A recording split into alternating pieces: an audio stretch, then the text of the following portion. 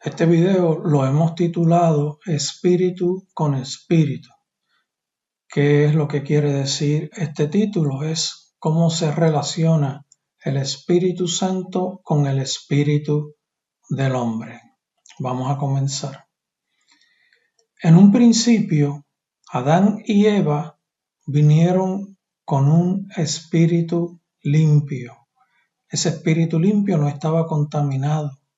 No tenía ningún tipo de contaminación, estaba totalmente nutrido con la gloria de Dios, con la presencia de Dios, con la gracia de Dios, con todo lo que Dios le puede dar al hombre. Pero en un momento dado pecaron y ese pecado los separó de Dios. Cuando ocurre la separación del espíritu del hombre con el espíritu de Dios, ocurre un vacío, ocurre un sentir que no tiene ningún valor, no hay un sentido en la vida cuando el espíritu del hombre es separado de Dios. ¿Por qué? Porque el espíritu del hombre necesita, por obligación, necesita ser guiado por el Espíritu de Dios. Cuando el espíritu del hombre no es guiado por el Espíritu de Dios, está perdiendo capacidad espiritual o está ya a un nivel en que está prácticamente muerto, vacío totalmente. El hombre se deja guiar por los sentidos: ojo, nariz, oído, olfato y tacto, por los sentidos, para analizar lo que existe y lo que hay en el mundo exterior a él, para procesarlos con su mente. La mente se encuentra en el alma. El hombre está compuesto a imagen y semejanza de Dios, con características similares a las que Dios tiene, lo que sí que a una intensidad mucho menor, pero con características y con capacidades iguales a las de Dios, pero con una intensidad mucho menor. Cuando el hombre se separa de Dios, que es a consecuencia de no buscar a Dios o a consecuencia del pecado, ambas en conjunto trabajando, el hombre va perdiendo su nivel espiritual. Y cuando va perdiendo su nivel espiritual, va perdiendo su capacidad espiritual, la que Dios ha puesto en él. ¿Cómo funciona ese proceso de Dios de capacitar al hombre? Ese proceso de Dios capacitar al hombre ocurre con un diálogo y con una interacción directa del Espíritu de Dios, que es el Espíritu Santo, con el Espíritu del hombre. El Espíritu del hombre tiene la capacidad de comunicarse, tiene la capacidad de recibir información y tiene la capacidad de procesar información en ambas direcciones. ¿Cómo lo hace? Lo hace a través del mismo espíritu que también está interrelacionado con el alma. ¿Cómo está interrelacionado con el alma? Con la mente, en donde procesamos los pensamientos, en donde decidimos qué hacer, en donde decidimos cuándo hacer las cosas y cómo hacer las cosas, en donde decidimos lo que vamos a hacer, lo que queremos hacer. Por eso la Biblia dice: el alma que pecare, esa morirá. Por lo tanto, como la mente está en el alma, la mente está conectada en su análisis de pensamiento, está conectada a los sentidos o está conectada al espíritu de él mismo. Pero cuando el espíritu del hombre está vacío, lo único que rige el alma, lo único que rige la mente es los sentidos, lo que se perciben a través de los sentidos. Mayormente la gente sobre la faz de la tierra toma decisiones por lo que ven y por lo que oyen, y muy poco por lo que su espíritu les puede guiar. ¿Por qué? Porque si el espíritu no está conectado con el Espíritu Santo, no puede recibir dirección del Espíritu Santo. Y eso ocurre en diferentes niveles, porque según el nivel de capacidad espiritual de cada persona, que es lo mismo que decir, según el nivel de capacidad del espíritu de la persona con quien se está ejecutando una acción, si ese nivel está bajo, el nivel de la conducta de esa persona es pobre en lo espiritual. Pero mientras más va llenándose, mientras más va capacitándose, más recursos tiene para actuar de forma espiritual. La mayor parte de la gente actúan guiados por la vista y por los oídos. Esto ocurre aún dentro del mismo pueblo de Dios, que prácticamente la mayoría de las decisiones que toma, las toma por lo que oyen y por lo que ven. Es triste decirlo, pero es la realidad. El impulso de decisión de la inmensa mayoría de la gente que en alguna forma ha tenido una experiencia con Dios, una experiencia genuina con Dios, la mayor parte de las decisiones que toma, las toma basada en lo que ven y en lo que oyen. Fíjense que en un momento dado Adán y Eva estaban conectados con Dios delante de la presencia de Dios, y el fluir del espíritu del hombre con el espíritu de Dios era de continuo. En ocasiones había diálogo de persona a persona de parte de Dios. Dios es Dios, el Espíritu de Dios es el Espíritu Santo.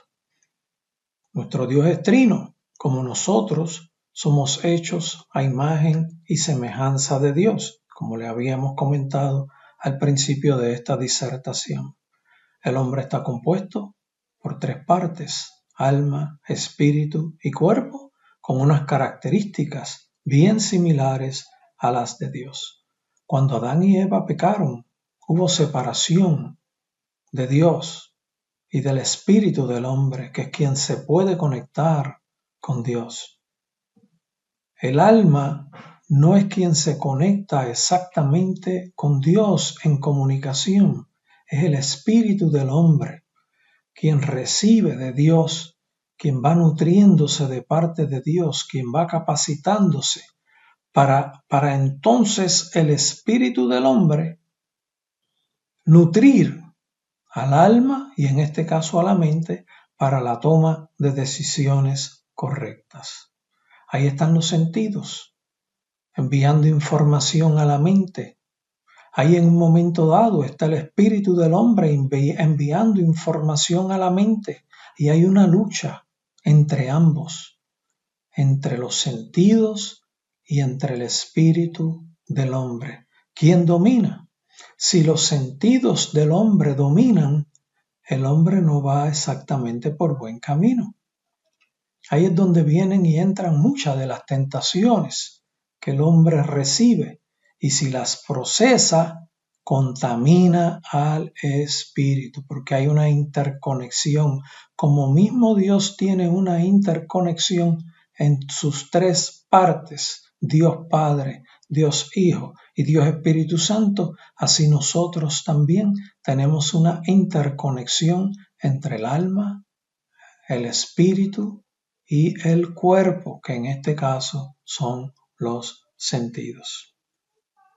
Cuando Jesús vino a la tierra, vino con un espíritu limpio también, al igual que Adán y Eva. Cuando Adán y Eva pecaron, perdieron y cayeron de la gracia de Dios. Por eso entró el pecado en el hombre y entró la perdición, porque el pecado conduce a la perdición del alma. Por eso es que Jesús es llamado el segundo Adán. Vino con un espíritu limpio y él se comportó en todo momento sin cometer pecado, entregándose a sí mismo en la cruz del Calvario como perfecto sacrificio para recuperar lo que Adán y Eva perdieron. Por eso es que Jesucristo nos puede dar salvación, porque Él venció al enemigo. Esto es una guerra que existe constantemente en los días actuales y ha existido desde el principio de la creación, cuando Dios puso al hombre sobre la faz de la tierra.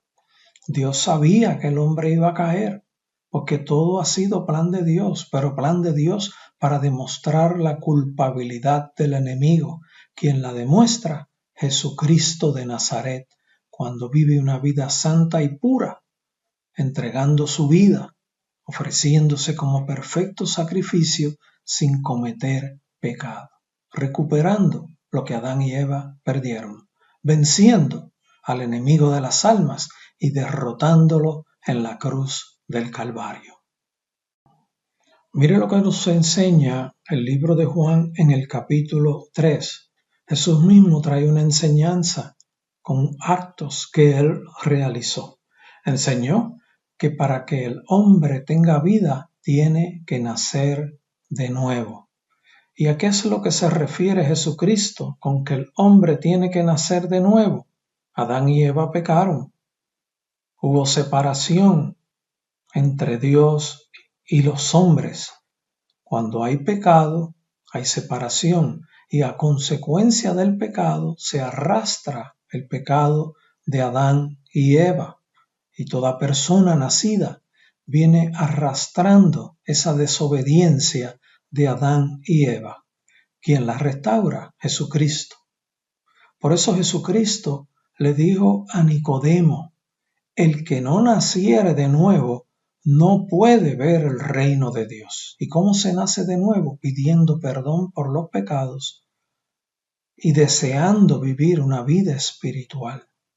¿Qué ocurre cuando el hombre pide perdón por los pecados y dice: Señor, perdóname, acéptame como tu Hijo, dame salvación y vida eterna en Cristo Jesús?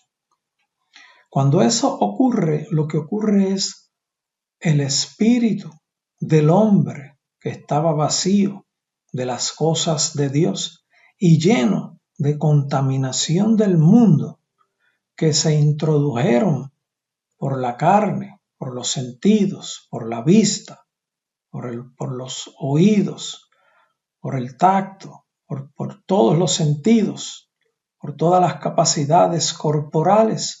Toda esa contaminación es limpiada, porque los pecados le son perdonados. En ese momento, al recibirse el perdón de pecados, ocurre la limpieza del espíritu y el nacimiento de ese espíritu del hombre. En otras palabras, llega la vida al hombre. En ese mismo momento, el Espíritu Santo de Dios pasa a ocupar un lugar en ese hombre o en esa mujer y comienza a establecer una interrelación íntima con el espíritu de ese hombre o esa mujer. En otras palabras, es limpiado el espíritu y llega la presencia del Espíritu Santo a nutrir el espíritu del hombre. Ahí es donde se ven los cambios drásticos de la conducta de los hombres que se han arrepentido, que han pedido perdón por sus culpas y han aceptado al Señor Jesucristo como su Salvador personal. En ese momento llega a un nivel de capacidad espiritual. En otras palabras, el Espíritu Santo nutre el espíritu del hombre o el espíritu de la mujer con unas capacidades espirituales. Jesús en un momento dado también le responde a Nicodemo y le dice: el que no naciere de agua y del Espíritu no puede entrar al reino de Dios. Lo que es nacido de la carne, carne es, y lo que es nacido del Espíritu, Espíritu es. Otras palabras, cuando dice el que no naciere de agua y del Espíritu, el nacer de agua es el arrepentimiento, es el pedir perdón, el que no nace de un arrepentimiento, y del Espíritu, que es la interacción con el Espíritu Santo, buscando la dirección del Espíritu Santo, porque en un momento dado se nace de nuevo, pero vas a continuar creciendo o te vas a quedar ahí y vas a mermar. Porque algunos enseñan que una vez salvos siempre son salvos. Eso es falso, es un engaño infernal de lo más profundo del reino de las tinieblas. La Biblia no enseña eso. La Biblia nos deja saber todo lo contrario. Porque hay que seguir naciendo del Espíritu, hay que seguir buscando de Dios, hay que seguir buscando orientación de Dios, hay que seguir conociendo cómo es Dios y qué Dios quiere para nosotros, porque Dios ha establecido un camino, una ruta para cada uno de nosotros para que la sigamos. Dios ha establecido unos pasos y unas órdenes que nosotros tenemos que obedecer, y eso es seguir viviendo en el Espíritu. Eso es seguir creciendo en el Espíritu. Nacemos del agua en arrepentimiento y continuamos creciendo en el Espíritu. La Biblia nos enseña, el mismo Jesús nos enseña, se nos enseña el ejemplo mayor a seguir, que es Jesucristo, que hay que seguir creciendo de triunfo en triunfo y de gloria en gloria a la medida de la estatura de Cristo Jesús. Si no hacemos eso, mermamos. Es como la planta que no se le echa agua. Nació, germinó, nació, pero si no se le echa agua, se muere. Si no se nutre, se muere. Como una planta en momentos dados cuando se está muriendo, se le echa agua y vuelve y revive y se fortalece. Así es el espíritu del hombre cuando peca, cuando se ha arrepentido en un momento dado, ha recibido la presencia del Espíritu Santo y se descuida más adelante, va mermando en capacidad y en un momento dado reacciona y sigue buscando de Dios.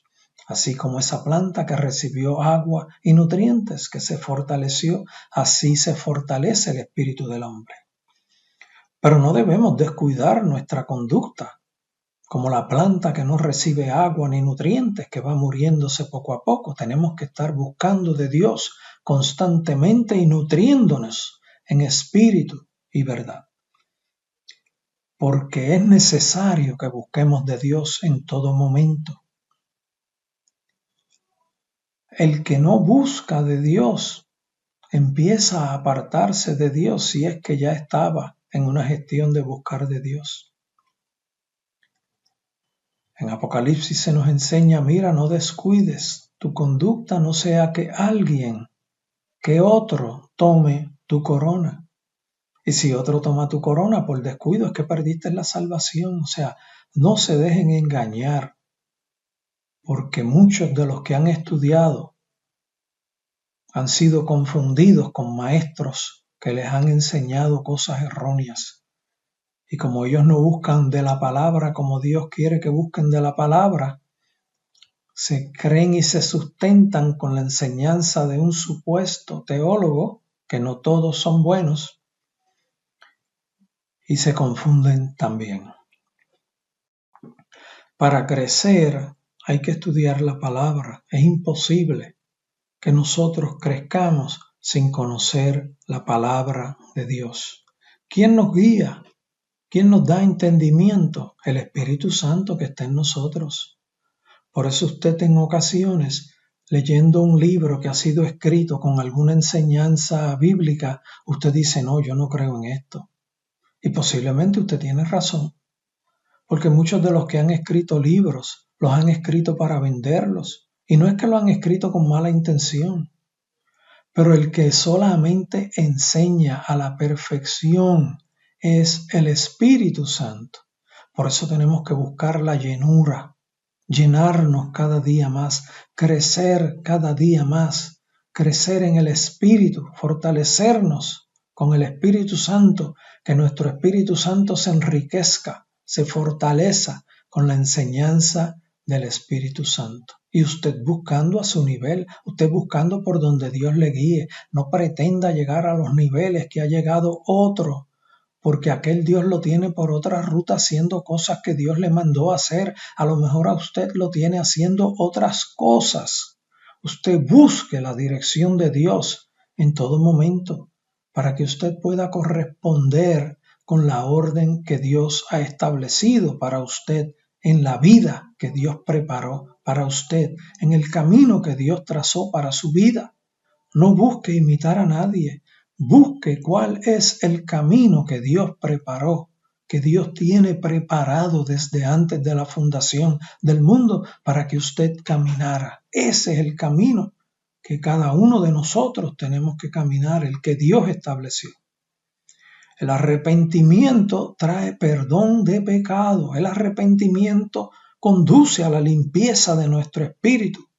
Y en ese momento recibe al Espíritu Santo. Ese Espíritu Santo es el que nos va a guiar a cada uno de nosotros a hacer lo que tenemos que hacer. Recuerde que no todos somos de una misma función, no todos estamos preparados por Dios para hacer la misma cosa. Es necesario que unos hagan unas cosas y otros hagan otras. Hay que buscar qué es lo que Dios quiere que cada uno de nosotros hagamos. Nuestro espíritu tiene que crecer en esa dirección con la guianza del Espíritu Santo para cumplir con lo que Dios quiere que cumplamos. El nosotros decir voy a hacer esto porque es bueno no necesariamente es lo correcto. Usted tiene que averiguar qué es lo que Dios quiere que usted haga para hacerlo. Usted no puede decir voy a ir a tal país a predicar la palabra y como voy a predicar la palabra allí voy a estar y voy a estar haciendo las cosas de Dios. Usted tiene que primero averiguar si Dios quiere que usted vaya a ese lugar. ¿Cuántos van de esa forma por decisión propia sin que Dios los haya mandado y se convierte gente? Sí, se convierte gente. ¿Y ellos ven manifestación de Dios? Sí, ven manifestación de Dios, porque la obra es de Dios, no es de hombre. Y se creen que entonces obedecieron a Dios. No necesariamente. Dios cumple su palabra es viva y eficaz y más cortante que toda espada de dos filos y produce fruto en aquel que está oyendo. Pero Dios no lo quería allí. Dios lo quería en otro lado, en donde iba a hacer algo que había que hacer. Dios tenía preparado a otro para que hiciera el trabajo que él fue a hacer en ese momento dado. Hay que tener mucho cuidado con lo que hacemos, aunque nos parezca bien. No todo es correcto, ni todo procede de Dios. Muchos se mueven buscando y conectándose dentro de la obra de Dios sin ser dirigidos por Dios. Eso ocurre mucho por la emoción, por el deseo, por el pensamiento que vino de su mente, de lo que vio en un momento dado, de lo que oyó en un momento dado, y no exactamente de lo que el Espíritu de Dios le dijo a su espíritu. Hay de todo en la obra del Señor. Por eso es importante crecer mientras más podamos, más crecer. Cuando logramos alcanzar lo máximo, lo que alcanzamos es la llenura del Espíritu Santo. Cuando ocurre la llenura del Espíritu Santo en nuestro espíritu está bien rebosante, bien activo, nutriendo constantemente lo que el Espíritu Santo quiere que nosotros hagamos. Y está nutriendo a la mente, al alma. Haz esto. Ponte a orar, ve a tal sitio, háblale a tal persona, ayuda a tal persona, compórtate de esta forma, mañana vas a hacer esto. Cuando hay llenura, la conducta del hombre es dirigida a capacidad por el Espíritu Santo. Cuando el hombre se cuida, porque siempre hay batalla entre dos fuerzas, entre las fuerzas de los sentidos que llegan a la mente y las fuerzas del Espíritu Santo nutriendo el espíritu del hombre, que el espíritu del hombre interconectado con la mente que está en el alma actúan también. ¿A quién vamos a obedecer? ¿A lo que vemos? ¿A lo que oímos? ¿A lo que creemos porque vimos, porque escuchamos, porque aquel habló? ¿O al Espíritu Santo que nutre nuestro espíritu y se estremece en nuestro interior como ríos de agua viva y nos dice lo que tenemos que hacer? ¿A quién vamos a obedecer? ¿Al que habló sin atender y evaluar si lo que habló era de Dios? ¿Y cómo evaluamos lo que él habló, si era de Dios o no era de Dios? Nos entramos en nuestro espíritu y entramos en una intercomunicación con el Espíritu Santo. Espíritu Santo, Dios, confírmame, ¿es eso tuyo o no es tuyo?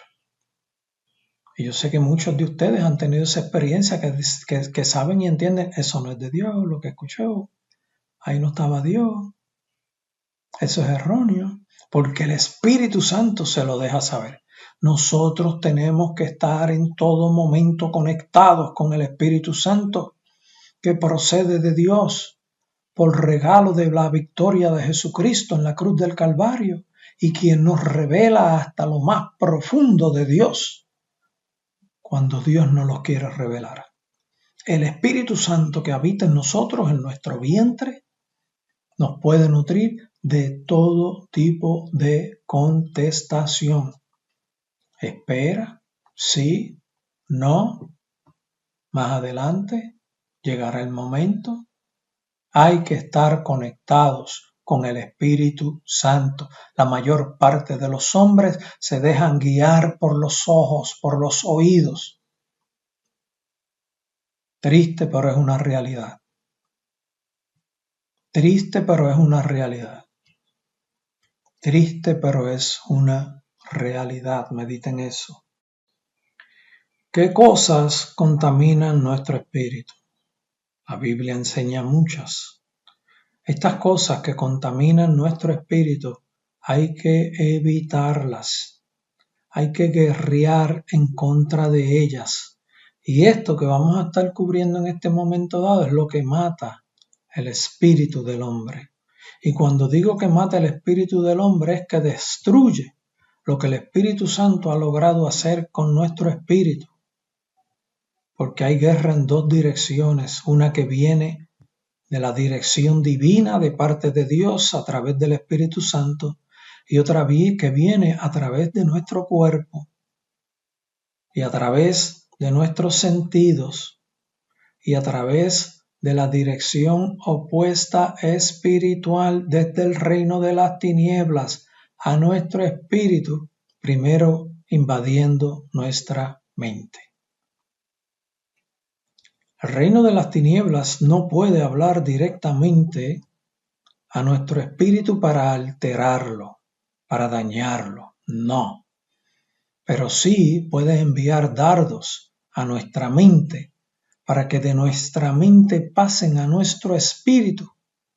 Y si se arraigan en nuestro espíritu, porque le damos alojamiento, se establecen conexiones con el enemigo que minan nuestro espíritu.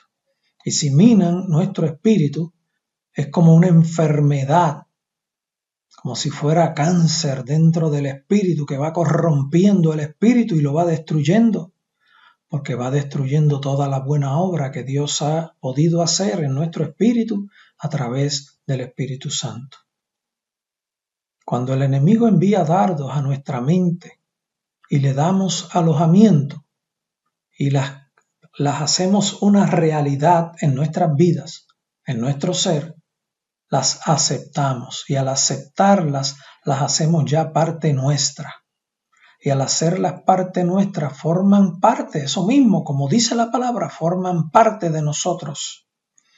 Y al formar parte de nosotros son conexiones que el enemigo ha logrado hacer con nosotros, que han penetrado hasta lo más profundo de nuestro ser hasta el área espiritual de nosotros. El área espiritual de nosotros es nuestro espíritu, que Dios busca nutrir y que el enemigo busca nutrir. Dios lo nutre con el Espíritu Santo en una interacción directa y el enemigo lo nutre con una actividad de dardo a nuestra mente y si la aceptamos se aloja en nuestro espíritu. Ahí están las dos direcciones de las dos grandes batallas contra las cuales guerrea el hombre. Lamentablemente hoy día, en los hombres que han recibido la experiencia del nuevo nacimiento, este efecto de daño, de dardo del enemigo, de ataque del enemigo, logra alojamiento en el espíritu del hombre. Ahí es donde están las grandes contiendas de que hago esto y esos sentires intensos de hacer cosas que no nos convienen provienen cuando ha habido alojamiento a través de nuestros sentidos, a través de nuestra mente y se han depositado en nuestro corazón. Nuestro corazón es nuestro espíritu. Vamos a mencionar algunas de ellas luego de esta explicación que les he hecho. El odio contamina nuestro espíritu. Cuando vemos a alguna persona que ya nos cae mal, que nos molesta, que ya nos irrita, que eso no es de Dios. Nosotros no somos nadie para juzgar a nadie. Y el haber ya llegado a un nivel de odio es juzgar y a consecuencia de un juicio llegar a unas conclusiones. Usted tiene que estar perdonando en todo momento. El que no perdona está mal. Hay que perdonar todo, en todo momento, con razón y sin razón. Tenga usted razón o no tenga razón. Si usted no perdona, usted está actuando bien mal, bien mal, bien mal. El odio contamina nuestro espíritu.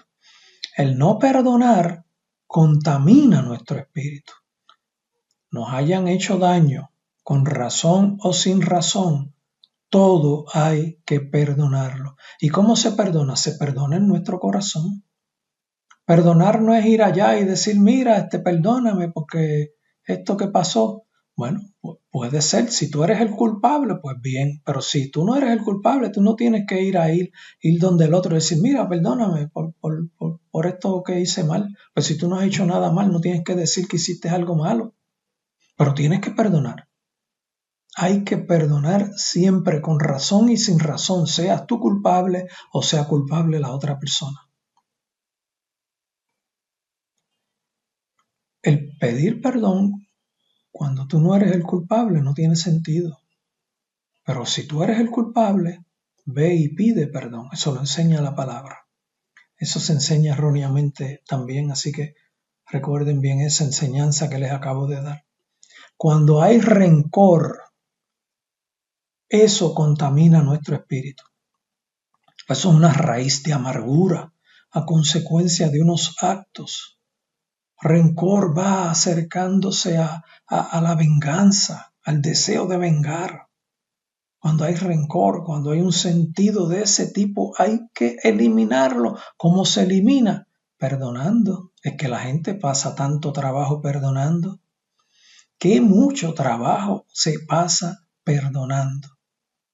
Oye, pero es que no analizamos, que es que si tú no perdonas, estás cancelando el perdón de Dios. Eso dice la palabra. Padre, perdónanos como nosotros perdonamos a nuestros deudores. Eso lo enseñó Jesús. Eso es una enseñanza de Jesús. Si no perdonas, el perdón tuyo está en el aire. Entonces vas a perdonar, vas a guardar rencor, vas a guardar enojo. ¿Quién eres tú para guardar enojo? ¿Quién eres tú que te conviertes en juez? Si te conviertes en juez, ya no habrá juicio para ti porque ya has sido condenado. ¿Escuchaste? Si te conviertes en juez y no perdonas, ya para ti el juicio está hecho. Padre, perdónanos como nosotros perdonamos a nuestros deudores. Si no perdonamos, no seremos perdonados. Si no seremos perdonados, ya está establecida la sentencia. ¿Vieron por qué es importante perdonar? Con razón y sin razón. Esas amarguras son como anclas que no te dejan moverte, que estancan tu crecimiento, que estancan tu bendición, que estancan tu progreso, que estancan la gracia de Dios en tu vida, que estancan el plan que Dios tiene para ti en tu vida. Por lo tanto, hay que perdonar en todo momento. La envidia, qué mucha envidia hay. Ay, como Dios usa aquel. Ay, como Dios lo usa. Ay, esto, ay, lo otro. La envidia. La envidia, pero si tú eres tú, ¿por qué tienes que tener envidia de otro? Tú lo que tienes que averiguar es qué es lo que Dios quiere que tú hagas para que cumplas con Dios. Y si tú buscas lograr averiguar qué Dios quiere que tú hagas y haces lo que Dios quiere que tú hagas, estás cumpliendo con Dios en un 100%. Y allá Dios te dará la gloria a un 100%, con la bendición a un 100%, porque Dios es quien te da las capacidades. Y si las cumples a un 100, Él te da un 100. ¿Por qué tienes que estar envidiando al otro? No hay ninguna razón. El proceso de envidia es un proceso de análisis erróneo, en donde buscas posiblemente hacer cosas que Dios no te ha mandado hacer por vanagloria propia, por deseo de ostentar. Cuidado con eso de la envidia, que fue lo que condujo al enemigo de las almas a fallar delante de Dios, delante de la presencia de Dios, con el deseo de ostentar y alcanzar ser igual a Dios. Nosotros podríamos estar pensando ser igual a aquel. Cuidado, cuidado con eso. Cuidado con eso. No te salgas de los límites que Dios tiene establecido para ti. No te salgas del carril que Dios ha preparado para ti. No te salgas del camino que Dios preparó para ti, porque entonces no estás cumpliendo con lo que Dios quería que tú cumplieras. Y si no estás cumpliendo con lo que Dios quería que tú cumplieras, no estás cumpliendo. ¿Qué te conduce a ti a salirte de tu camino para hacer cosas que no están establecidas por Dios para ti en el camino que Él estableció para ti? ¿A quién estás obedeciendo? ¿A la envidia? ¿Al celo? ¿A qué? No es a Dios. Cuidado con eso. El celo contamina nuestro espíritu, como lo hemos mencionado. No podemos tener celo, es lo mismo. Celo y envidia son como primos hermanos que conducen al mismo mal. ¿Celoso de quién? ¿Por qué? Pero si yo lo que tengo que ser es celoso de hacer lo que Dios quiere que yo haga. Mi celo me consume, pero es el celo a lo que Dios tiene por mí, para mí. Eso es lo que yo tengo que averiguar. ¿Qué Dios quiere que yo haga? Para hacer lo que Dios quiere que yo haga, para cumplir con Dios. ¿Con quién usted quiere cumplir? ¿Con Dios o con los hombres? ¿Sobre quién usted quiere sobresalir? ¿Entre los hombres? ¿Qué es eso? ¿Qué es eso? Eso es vanagloria. Eso es vanagloria, sobresalir entre los hombres. Cuando Jesús enseñó que si alguien se quería hacer grande, que se hiciera pequeñito y servidor de todo, y que se hiciera como un niño. Usted no conoce la palabra si usted está actuando de esa forma. Usted está siendo engañado por el enemigo y usted no quiere reaccionar porque la vanagloria y el orgullo lo dominan. ¿Qué es eso? ¿A quién usted le está sirviendo? ¿De dónde viene el orgullo? ¿De dónde viene la vanagloria? No viene de Dios, viene del enemigo. Entonces está usted sirviendo al enemigo. ¿Y usted se cree que está sirviendo a Dios? Tenga cuidado. Usted se cree que está sirviendo a Dios porque ve que Dios se mueve. Dios siempre se mueve cuando quiere. Su palabra es viva y eficaz y más cortante que toda espada de dos filos. Y cuando se pronuncian, el que las recibe, allí Dios obra. Eso no tiene que ver nada con usted. Eso es obra del Espíritu. Usted no es quien hace eso. ¿Quién es usted para pensar que usted es quien hace esa obra? ¿Quién es usted que se cree que usted es quien hace esa obra?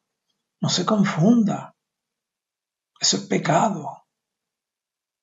La altivez, bien relacionada con lo que estamos hablando. El sentirse grande por orgullo personal. ¿Orgullo personal de qué? De que usted habló la palabra. Usted puede hablar la palabra y la palabra, si no está Dios presente, no hace nada. Eso es obra de Dios, no es obra de usted. Porque lo siguen multitudes de personas o lo siguen unos cuantos. ¿Usted cree que usted está bien? No necesariamente. No necesariamente. La Biblia lo enseña también. Muchos predican y están bien mal. Eso es cierto. Muchos predican y se convierten y ellos están mal. Sí, todo esto que estamos hablando, aquí lo estamos describiendo. ¿De dónde proviene la intención de tu trabajo en la obra de Dios? ¿De dónde proviene la actuación tuya en medio de los hermanos? ¿Quién te guía? ¿Quién te motiva? ¿Quién te dirige esos conflictos que hay en tu interior? ¿Qué efecto tienen en ti? Domina quién, averigua bien. Te hemos enseñado cómo opera el enemigo en el hombre. La altivez contamina al hombre. El orgullo, la vanagloria, el ostentar lo que no viene de Dios, todo esto está interrelacionado. El desear hacer algo que Dios no me está mandando a hacer, aunque sea dentro de la obra de Dios, no proviene de Dios. Si no proviene de Dios, proviene del otro que te ha confundido. Eso abunda mucho. El odio, el no perdonar, el rencor, la envidia, el celo, el orgullo, la altivez y el deseo de ostentar cosas que no vienen de Dios, no viene nada de Dios. El enemigo opera constantemente, el enemigo no duerme, el enemigo tiene muchos poderes que muchos desconocen. Y si usted se descuida, es fácilmente engañado. El enemigo incluso hace papel sustituyendo en engaño actividad como si fuera de Dios. En otras palabras, el enemigo busca a engañar a los hombres con pensamientos y con ideas que el hombre se cree que es Dios y no es Dios. Que el hombre se cree que es el Espíritu Santo quien le está dirigiendo y no es el Espíritu Santo, porque tienen en algún momento dado en su espíritu alojamiento de odio, de no perdonar, de rencor, de envidia, de celo, de orgullo, de altivez y de ostentar lo que no le es dado. Cuidado con quién te está motivando, con quién te tiró los dardos a la mente en primera persona para que te creas tú que eres tú quien estás pensando y llegando a conclusiones, o que el enemigo hable en primera persona para que te creas tú que eres tú pensando. Y si te crees tú que eres pensando porque andas una vida descuidada y no conectada con Dios y no quieres verificar muy bien para estar seguro si es de Dios o no es de Dios, y dices, ay, qué bueno, por aquí voy. Ten cuidado. Esto no es tan sencillo como tú te crees. Hay guerra espiritual constante sobre los hombres de Dios y sobre el pueblo de Dios. Hay que mantenerse conectado con el Espíritu de Dios para vencer. Y como el Espíritu de Dios y Dios es todopoderoso, la victoria es segura si nos cuidamos en el nombre de Jesús. Miren, está el bautismo del Espíritu Santo. El bautismo del Espíritu Santo es la presencia del Espíritu Santo en nosotros con una interconexión, con una intercomunicación directa que debe ser en ambas direcciones con nuestro espíritu. Eso va en crecimiento. Cuando se alcanza el crecimiento máximo establecido para nosotros, lo que ocurre es que ya tenemos la llenura del Espíritu Santo.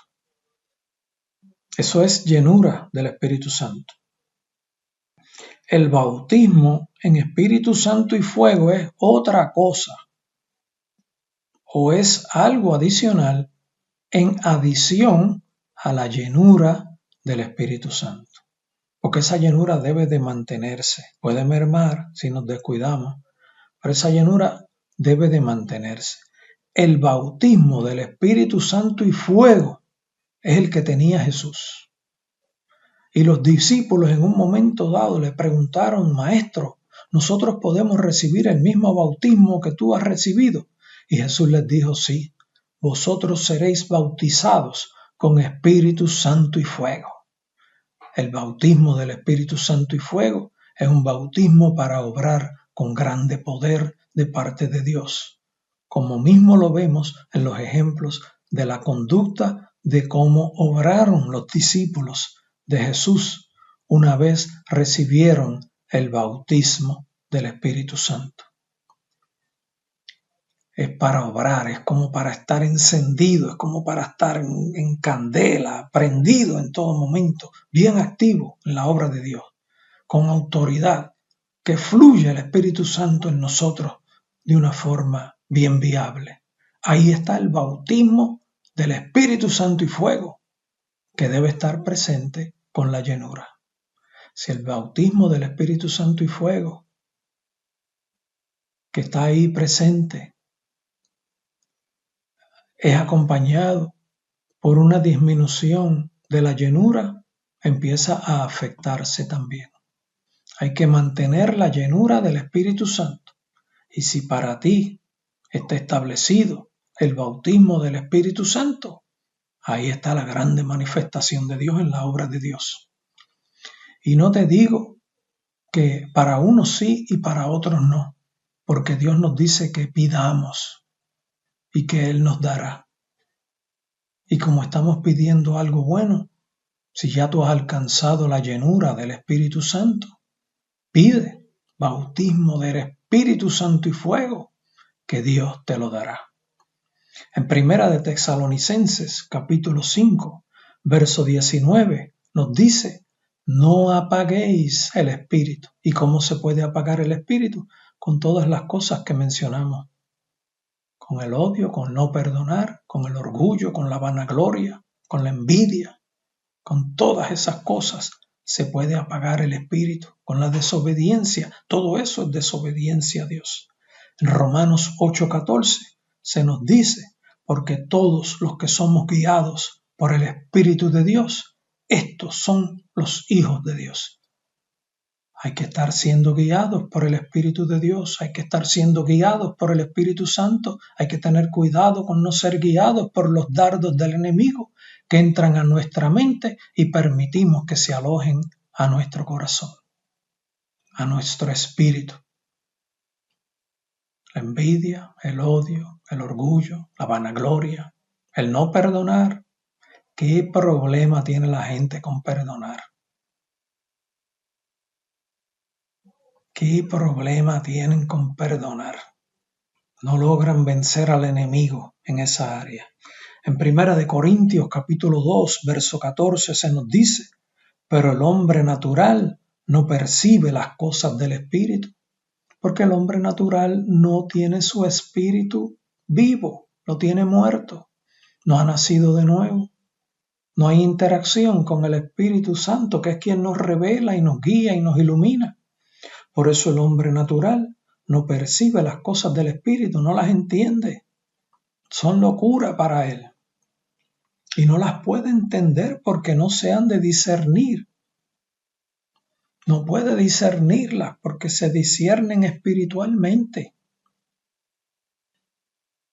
Si su espíritu está muerto, posiblemente es que no se ha arrepentido o que se descuidó y se murió como la plantita que no se alimentó. En Gálatas 5:17 se nos dice: porque el deseo de la carne es contra el espíritu y el del espíritu contra la carne. Y estos se oponen entre sí, para que no hagáis lo que quisiereis. Cuando dice que el deseo de la carne es contra el espíritu, es el deseo que bien pueden venir por la vista, por los oídos, por el tacto. Es contra el espíritu. Hay guerra constante en el interior de cada persona. Y si el espíritu del hombre merma en capacidad, en otras palabras, si el espíritu del hombre que ya ha recibido al Espíritu Santo merma en su llenura, la fortaleza de ese espíritu merma también en lo espiritual. Y cuando la fortaleza del espíritu del hombre merma, las posibilidades de la victoria de lo que proviene de la carne aumentan en posibilidad de vencer. O sea, cuando se debilita el espíritu del hombre en las cosas espirituales, en la palabra de Dios, en la capacidad espiritual, las probabilidades de que los ataques que provienen de la carne dominen con más facilidad. Por lo tanto, es conveniente buscar siempre de Dios para mantener la llenura y estar nutridos y fortalecidos con la palabra. En Romanos 8, verso 16 se nos dice: el Espíritu mismo da testimonio a nuestro espíritu de que somos hijos de Dios. Porque cuando tenemos nuestro espíritu lleno con la palabra, lleno con la bendición de Dios, nutrido con todo lo que el Espíritu de Dios nos quiere nutrir, el mismo Espíritu nos guía y domina nuestro ser para hacer las cosas que Dios quiere que hagamos. Y ahí es a lo que se refiere cuando el Espíritu mismo da testimonio a nuestro espíritu de que somos hijos de Dios. Es cuando está en un constante fluir, porque nuestro espíritu está receptivo. Y si nuestro espíritu está receptivo es porque lo hemos mantenido, lo hemos cuidado, lo hemos nutrido. Y si está receptivo, el Espíritu Santo puede fluir con facilidad. Recuerden que hay actividad que contrista al Espíritu Santo. Cuando estamos bien conectados con Dios, buscando obedecerle y en una comunicación continua con el Espíritu Santo, orando en todo momento, en comunión en todo momento, el fluir del Espíritu Santo nos revela en su conducta, en su actuación, en su testimonio, en su orden a nosotros, para nosotros hacer lo que Él quiere que hagamos, y sentimos su presencia, y eso nos demuestra a nosotros que estamos recibiendo testimonio de que Dios está con nosotros dirigiéndonos. Todo lo contrario es cuando estamos mirando a aquel con envidia, con celo. No, yo voy a hacer eso también, porque nos mueven nuestros ojos y nuestros oídos. Esa es la guerra. Usted tiene que dejarse guiar por el Espíritu Santo, no por su vista, no por sus oídos. Si usted se deja guiar por lo que ve y por lo que oye, cuidado. Primera de Juan, capítulo 3, verso 23, nos dice: y este es su mandamiento, que creamos en el nombre de su Hijo, Jesucristo, y nos amemos unos a otros como los ha mandado, como nos lo ha mandado. Nos tenemos que amar unos a otros.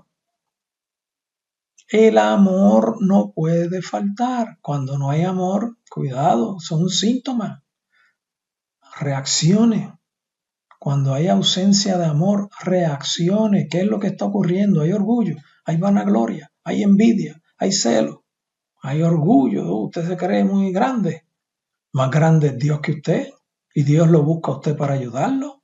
¿Quién es usted para juzgar al hermano o para juzgar a cualquier otro semejante? ¿Quién es usted para juzgar? ¿Quién es usted para no amar en el espíritu? ¿Quién es usted? Si lo más grande que existe es Dios y nos ama a todos y quiere el bien de nosotros, entonces usted ve a aquel que es como inferior. Eso es orgullo. Eso es vanagloria. Usted no entiende que Dios es mucho más grande que usted y Dios le ama a usted. Dios es mucho más grande y la diferencia entre Dios y usted es inmensamente indefinible, mayor que la que usted tiene contra esa persona que usted lo ve como poca cosa, como que no sabe, como que se confunde mucho. ¿Quién es usted? ¿Quién es usted? Ni Dios es así. Si Dios no es así, usted tenga cuidado con ser así. Miren que aquí lo explica bien la palabra de Dios, lo explica bien. En Primera de Juan, capítulo 4, verso 8 dice: el que no ama no ha conocido a Dios, porque Dios es amor. Dios, que es lo más grande que hay, nos ama a nosotros. Imagínense cómo debemos ser nosotros, que somos, comparado con Dios, somos, si podemos decir pequeña cosa, estamos diciendo mucho. Porque es bien poco comparado con Dios lo que somos nosotros en capacidad. El que no ama no ha conocido a Dios, porque Dios es amor y debemos de imitar. Dios nos dice que amemos a nuestros semejantes. En Primera de Juan capítulo 4 verso 20 dice: si alguno dice yo amo a Dios y aborrece a su hermano, es mentiroso. Es lo mismo que decir, si alguno dice yo amo a Dios y ese hermano no me cae bien, el tal es mentiroso. Ese hermano como que es chismoso, ya ahí usted está juzgando. Usted se dio cuenta que es como es, perdónelo. Si Dios le manda ayudarlo, ayúdele. No lo juzgue. Si usted se convierte en juez, usted automáticamente le quita el puesto a Dios y ya usted no va a ser juzgado. ¿Y qué va a ocurrir? O sea, el juez es Dios y Dios define quién puede actuar en justicia. No somos nosotros. Si alguno dice yo amo a Dios y aborrece a su hermano, es mentiroso. Pues el que no ama a su hermano, ¿a quien ha visto? ¿Cómo puede amar a Dios a quien no ha visto? Y les digo, bien poco conocemos de Dios. Y hay algunos que prácticamente se creen que le conocen, pero conocen bien poco. Y si usted no perdona y usted no ama, usted no conoce a Dios. Usted no entiende cómo es Dios. Usted no conoce a Dios. Si usted no conoce a Dios, verifique. Tenga cuidado. Coteje bien las cosas. Arrepiéntase. En Romanos capítulo 8, verso 1 dice: ahora pues, ninguna condenación hay para los que están en Cristo Jesús, los que no andan conforme a la carne, sino conforme al Espíritu. ¿Y qué es lo que quiere decir este verso? Hay que caminar conforme al Espíritu. ¿A cuál Espíritu? Al Espíritu Santo, al Espíritu de Dios. Hay que caminar conforme al Espíritu de Dios. Hay que caminar conforme a la voluntad de Dios. Hay que caminar conforme al plan que Dios estableció para la vida de cada uno de nosotros. No imitando a otro. Usted no tiene que imitar a nadie. Usted no tiene que sentir envidia de nadie, celos de nadie, nada. Usted viva su vida tranquilo, haciendo lo que Dios le manda a hacer. Y para que no se equivoque, métase con Dios y medite bien. Y cuidado estudiando libros, que hay muchas enseñanzas erróneas, especialmente en las profecías. La mayor parte de los libros proféticos tienen mucha enseñanza errónea. Usted sabe algo, cuando usted está buscando aprender y le da más importancia a lo que dicen los libros que a usted leer directamente la palabra de Dios y meditar, usted está sustituyendo la obra del Espíritu Santo por la enseñanza de un hombre. Es así. Así que mi consejo, medite más en la palabra y no se meta tanto a buscar en libros. Use los libros solamente para referencia de fechas, de ubicación, de tiempos, pero no para revelación, porque la mayoría de las revelaciones proféticas que hay son o contienen enseñanzas erróneas. Así que Dios me le bendiga. Con esto concluyo este seminario de espíritu a espíritu. Dios le bendiga. Luego estaré preparando un estudio de cómo funciona la fe. Adelante en el nombre del Señor.